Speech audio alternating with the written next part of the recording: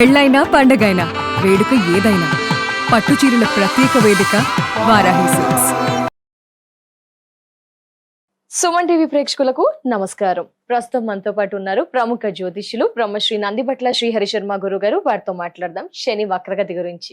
గురుగారు నమస్కారం. గురుగారు వాగర్థ వివసంపృక్తౌ వాగర్థ ప్రతిపత్తయే జగతః పితరౌ వందే పార్వతీ పరమేశ్వరౌ ఆదిత్యాయ చ సోమాయ మంగళాయ బుధాయ చ గురు శుక్ర శనిభ్యశ్చ రాహవే కేతవే నమః. శృంగేరి జగద్గురు పీఠాధిపతులకి కంచి పీఠాధిపతులకి నమస్కారములు తెలియచేసుకుంటూ కార్యక్రమాన్ని ప్రారంభిద్దాం. భారతదేశంలో ఇంకా ఎలాంటి పరిణామాలు చూడాల్సి వస్తుంది గురువుగారు? ఆల్రెడీ మనకి ప్రొటెస్ట్ నడుస్తుంది, నీట్ ఇలాంటివి జరుగుతున్నాయి, ఇంకా ఏం చోటు చేసుకోబోతున్నాయి? ఇప్పుడు మీకు గమనించుకుంటే ఈ ప్రొటెస్ట్లు అనేటువంటి కూడా గత జూన్ అది ఈ జూలై 22వ తారీఖు నుంచే కదా గురుగారు నీట్. అవును, ఈ యొక్క నిప్పు అణగారిన నిప్పులాగా ఉండి జూలై 22వ తారీఖు నుంచి చాలా ప్రొటెస్ట్లు చాలా ముందుకు వెళ్ళిపోయాయి. అంటే ఇది సహజంగా చాలా మంది వీక్షించేటువంటి మన సుమన్ టీవీ ప్రేక్షకులు తీసిపారేస్తారు, ఇదంతా ఏముందిలే అని చెప్పేసి. కానీ వాస్తవానికి శని వక్రీకరించి జరగబోతున్నాడు జూలై 27వ తారీఖు రోజున. కాబట్టి ఈ సంబంధించినటువంటి పరిణామాలు చోటు చేసుకోబోతున్నాయి. అందుకే దైవత ఆరాధన తప్పనిసరి. దీన్ని దృష్టిలో పెట్టుకునే ఈ యొక్క ఆషాఢ పౌర్ణమి రోజున దేవతానుగ్రహం అందరికీ అందించాలనే సదుద్దేశంతో వారాహి నవరాత్రులు ఎంతో మంది చేసుకున్నారు, మధ్యలో ఆపేసిన వాళ్ళు ఉన్నారు. అలాగే చేసుకోలేక ఇబ్బంది పడి చేసుకుంటే అమ్మవారి అనుగ్రహం పొందితే బాగుండును, అలాగే చాలా మందికి సమస్యలు అనేటువంటి ఉంటాయి, ఆ సమస్యలు తీరితే బాగుండును అనుకునే వాళ్ళు కూడా ఉన్నారు. అటువంటి వాళ్ళకి ఈ ఆషాఢ పౌర్ణమి గురు పౌర్ణమి సందర్భంగా మన పీఠమాధ్వర్యంలో రాత్రి 8 గంటలకి అంటే 7:30 వరకు పౌర్ణమి కాబట్టి 7 గంటలకి పౌర్ణమి ఘడియల్లో మనం ప్రారంభం చేస్తాం. వారాహి, ప్రత్యంగిర, బగలాముఖి, రాజశ్యామల, ధూమావతి మరియు శనీశ్వర అఘోర పాశుపత హోమాది కార్యక్రమాలు జరిపించడం జరుగుతుంది. ఈ కార్యక్రమంలో నమోదు చేసుకున్నటువంటి వాళ్ళకి వారాహి మాల కూడా ఇవ్వడం జరుగుతుంది. అవకాశం ఉన్నటువంటి వాళ్ళు స్క్రీన్ పై కనిపిస్తున్న నెంబర్కి కాంటాక్ట్ చేసి గోత్రనామాలు నమోదు చేసుకోవచ్చు. ఎందుకంటే శని వక్రీకరించినటువంటి కారణం చేత శని మీనరాశికి మరియు కుంభరాశి కూడా ప్రభావితం కాబట్టి మొత్తం 12 రాశుల వారికి ఈ ప్రభావం ఉంటుంది. ఎవరి జాతకరీత్యానైతే బలమైనటువంటి సమస్యలు తీరాలని కోరిక ఉంటుందో అటువంటి సమస్యల నివారణకి, శత్రుబాధలు, విద్య, వివాహ, దాంపత్య, అనారోగ్య సమస్యల నివారణకి ఈ హోమాది కార్యక్రమాలు జరిపించడం జరుగుతుంది. కాబట్టి ఎవరైనా కానీ ఈ కార్యక్రమంలో గోత్రనామాలు నమోదు చేసుకోవచ్చు. ఇక గమనించుకున్నట్లయితే మన భారతదేశంలో జరిగేటువంటిది ఇప్పుడు ఈ యొక్క విద్యార్థులు ప్రొటెస్ట్ చేశారు. కానీ ఇది శని వక్రీకరించినటువంటి కారణం చేత జరుగుతున్నటువంటిది. అవునా, ముందే స్టార్ట్ అయిపోయిందా గురుగారు? ప్రభావం ముందే ఉంటుందా మనకి? కదమ్మా, ఇంట్లో కాఫీ చేసినా బిర్యానీ చేసినా ప్రిపరేషన్ లోనే స్మెల్ అవుట్ అవుతుంది. కానీ అన్ని తయారు చేసిన తర్వాత వీళ్ళింట్లో ఇవి ఉన్నాయని తెలియదు కదా వండారని. అలాగే ఇది రావడానికి ముందే ఒక 2 వారాల ముందర మన భారతదేశం కూడా చవి చూసింది. ఎందుకంటే మన భారతదేశానికి స్వాతంత్రం వచ్చిన లగ్నానికి అత్యంత రాజయోగప్రదుడు శని, బాధకుడు కూడా శనే. కానీ అట్టి శని వక్రీకరించి మీనరాశిలో వక్రీకరించినటువంటి కారణం చేత గతంలో ఏంటనంటే భారతదేశం గవర్నమెంట్ ఎలా ఉంటుందనంటే భవిష్యత్తు కార్యాచరణ ఇంతకుముందు చెప్పుకున్న న్యాయ వ్యవస్థకి కారకుడు కాబట్టి న్యాయ వ్యవస్థ సమూలముగా మార్చబడుతుంది. కొత్త చట్టాలు తీసుకుని వస్తాయి. ముఖ్యంగా శని నిష్పక్షపాతానికి కారకుడు కాబట్టి అడ్డదారుల గుండా సంపాదించేటువంటి వ్యక్తులందరూ కూడా బయటపడతారు. ఇప్పుడు అనేక మంది రహస్యంగా దాగిన వాళ్ళ చరిత్రలన్నీ ఇప్పుడు బయటపడతాయి.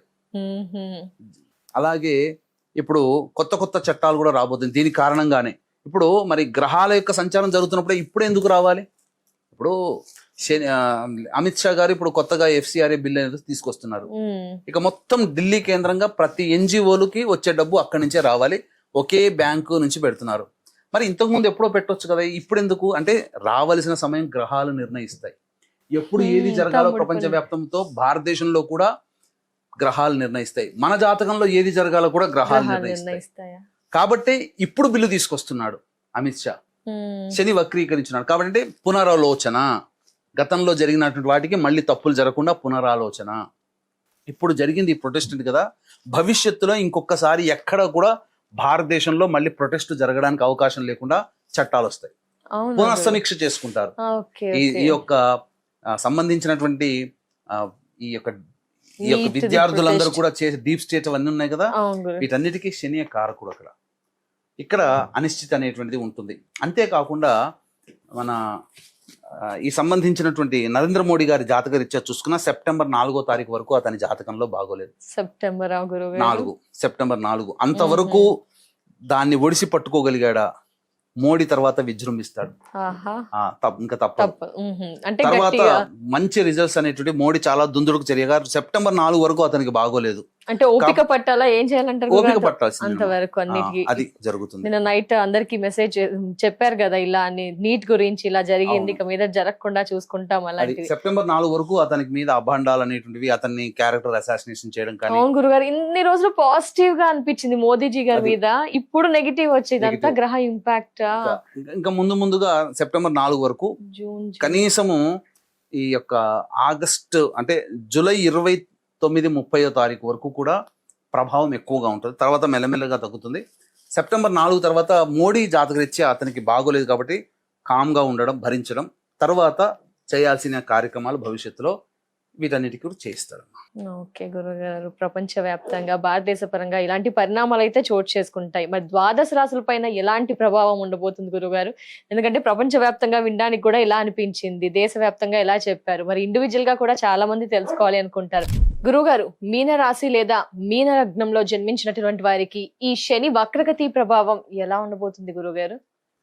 మీన రాశి లేదా మీన లగ్నంలో జన్మించినటువంటి వారికి శని జూలై 27వ తారీఖు నుంచి డిసెంబర్ 11వ తారీఖు వరకు మీన రాశిలోనే వక్రీకరించినటువంటి కారణం చేత కొన్ని ప్రభావవంతమైనటువంటి మార్పులు చేర్పులు చోటు చేసుకోబోతున్నాయి. అంటే రాశిలోనే వక్రీకరించి ఉండి ఇటు కుంభరాశితో సంబంధం ఏర్పడుతుంది. కుంభరాశిలో ఎవరున్నారు? రాహు ఉన్నాడు. కాబట్టి ఎక్కువగా ఈ కుంభరాశిలో జన్మించినటువంటి మీనరాశిలో జన్మించినటువంటి వాళ్ళకి కొంత పరిణామాలు అనేటువంటివి చోటు చేసుకుంటాయి. ముఖ్యంగా ప్రధానంగా చూసినట్లయితే ఖర్చులు అధికంగా ఉండడం, దూర ప్రాంత ప్రయాణాలు ఏర్పడుతూ ఉండడం, కుటుంబము కాస్త ఎడబాటు అనేటువంటిది జరుగుతూ ఉండడం, ఇక శత్రువులు పెరుగుతూ ఉండడం, బాగా కష్టపడితే కానీ ఫలితం రాకపోవడం, దూర ప్రాంత ప్రయాణాలు, విదేశీయానం, విదేశీ విద్య, వీటన్నిటి విషయాల్లో ఖర్చుల విషయంలో విదేశీయానం, విదేశీ విద్యకు సంబంధించి, తండ్రి గారి ఆరోగ్యానికి సంబంధించి, అలాగే కోర్టు సంబంధమైనటువంటి వ్యవహారాలకు సంబంధించి, సామర్థ్యానికి మించి పనిచేస్తున్నటువంటి సంబంధించి, శత్రువులకి సంబంధించి, ఆరోగ్యానికి సంబంధించి, రుణాలకి సంబంధించి, ఖర్చులకి సంబంధించి, ప్రయాణాలకు సంబంధించి, వీటన్నిటి మీద ఒకసారి రీచెక్ చేసుకోవయ్యా అని ఒక పాస్ బటన్ నొక్కుతున్నాడు, టైం ఇస్తున్నాడు. ఈ 4 అంటే గతంలో ఈ చేసినటువంటి వ్యవహారాలు కావచ్చు, భవిష్యత్తులో కావచ్చు, బాగా ఆలోచన చేసే నిర్ణయం తీసుకోవాల్సినటువంటి, ఇప్పుడు చెప్పినటువంటి అన్ని రంగాల్లో అన్ని విషయాల్లో ఆలోచించి నిర్ణయం తీసుకోవాల్సినటువంటి పరిస్థితి ఏర్పడుతుంది. అయితే అందరికీ ఒకే రకమైనటువంటి ఫలితాలు ఉండకపోవచ్చు. ఎందుకనంటే ఆ వ్యక్తి యొక్క వ్యక్తిగత జాతకం మీద ఆధారపడి ఉండి, అలాగే గత జన్మలలో చేసినటువంటి మంచి చెడుకి కారణం ఈ జన్మలకి శని భగవానుడు అవుతాడు. కాబట్టి గత జన్మలలో పుణ్యకర్మలు చేసిన వాళ్ళకి పుణ్య ఫలితాలు, పాపకర్మలు చేసిన వాళ్ళకి కష్టాలు, సమస్యలు, నష్టాలు అనేటువంటి ఈ జన్మల్లో ఈ శని వక్రీకరించి, మామూలుగానే శని సంచారం చేస్తున్నప్పుడు జరుగుతాయి, శని వక్రీకరించినప్పుడు స్పీడ్గా అవుతాయి ఎక్కువగా. కాబట్టి ముందుగా మంచి ఏందో తెలియజేసుకుందాం అమ్మా. ముఖ్యంగా విదేశీయానం వెళ్దాం అనుకుంటారు, విదేశీ విద్య, వాళ్ళు రెడీ చేసుకొని పెట్టుకోవచ్చు, సూట్ కేసు చక్కగా శాంక్షన్ అవుతాయి. ఎన్ని అడ్డంకులు వచ్చినా కానీ ఇబ్బందులు ఉండవు. శత్రువుల మీద పైచేయి సాధిస్తారు, కోర్టు సమస్యల్లో పైచేయి సాధిస్తారు, అనుకూల తీర్పు వస్తుంది, ఎంత పని చేస్తారో అంత పనికి తగ్గ ప్రతిఫలం వస్తుంది, రాని బాకీలు వసూలు అవుతాయి, అన్ని విధాలుగా కుటుంబము చక్కగా సంతోషంగా ఉంటుంది, ఖర్చుల్ని కంట్రోల్ చేసుకోగలిగే మానియా అనేటువంటి వాళ్ళకి వచ్చేసేస్తుంది. అంటే వాళ్ళ మీద కమాండ్ వచ్చేస్తుంది, ఖర్చులను కంట్రోల్ చేసి ఎలా మనం మెయింటైన్ చేయాలి, ఫ్యామిలీని కావచ్చు, కంపెనీని కావచ్చు, ఆఫీస్ని కావచ్చు, ఏదైనా కానీ. అలాగే ప్రధానంగా అదృష్టం వీళ్ళకి ఇప్పటి వరకు దోబూచులాడుతున్నటువంటి మీనరాశి లేదా మీనలగ్నం జన్మించిన వాళ్ళకి పూర్వజన్మ పుణ్య ప్రభావంలో శని వక్రీకరించినటువంటి కారణం చేత అదృష్టం వెంబడే పడుతుంది. అన్ని విధాలుగా సంతోషంగా ఉంటారు, అనుకున్న పని ప్రతిదీ ముందుకు సాగుతుంది, తండ్రి గారి యొక్క ఆరోగ్యం కుదుటపడుతుంది. ఇవన్నీ జరుగుతాయి. పాపకర్మలు చేసినటువంటి వాళ్ళకి మీన రాశి లేదా మీన లగ్నంలో జన్మించిన వాళ్ళకి జరిగేటువంటి నష్టం ఏంటంటే అనవసరమైన ఖర్చులు పెరుగుతాయి. ఏ ఫలితము రానటువంటి వాటికి అనవసరంగా ప్రయాణాలు, దూర ప్రాంత ప్రయాణాలు చేస్తారు. సరిగ్గా నిద్ర పట్టదు. ఈ 4.5 నెలలు ఏదో జరిగిపోతుందని ఒక భయము, ఆందోళనతో సమస్యాత్మకంగా ఉంటుంది. అన్నిటికంటే మించి కుటుంబంలో, ఇంట్లో విలువైన వస్తువులు చోరీకి గురవుతాయి. బంగారు ఆభరణాలు కానీ, వాహనాలు కానీ, ఏదైనా కానీ చోరీకి గురవుతాయి. అప్రమత్తంగా ఉండాలి. దొంగల పట్ల అప్రమత్తం. ఇంటి దొంగని ఈశ్వరుడైన పట్ల అంటారు. కాబట్టి ఇక్కడ సమీక్ష చేసుకోవాలి. పాపకర్మ ఉంటేనే ఇలా జరుగుతాయి. ధనము బాగా ఖర్చు అయిపోతుంది. ఇంకా కోర్టు సమస్యలు, కొత్త కొత్త శత్రు సమస్యలు పెరుగుతుంటాయి. అనారోగ్యంగా చిన్నపాటి అనారోగ్యాలు ఎక్కువగా పెరుగుతూ ఉంటుంటాయి. అలాగే విదేశీ విద్య చేయాలనుకునే వాళ్ళకి బ్రేక్స్ వస్తుంటాయి. పుణ్యం చేసుకునే వాళ్ళకి సాఫీగా వెళ్ళిపోతారు. ఇక్కడ మాత్రం బ్రేక్స్ వస్తాయి.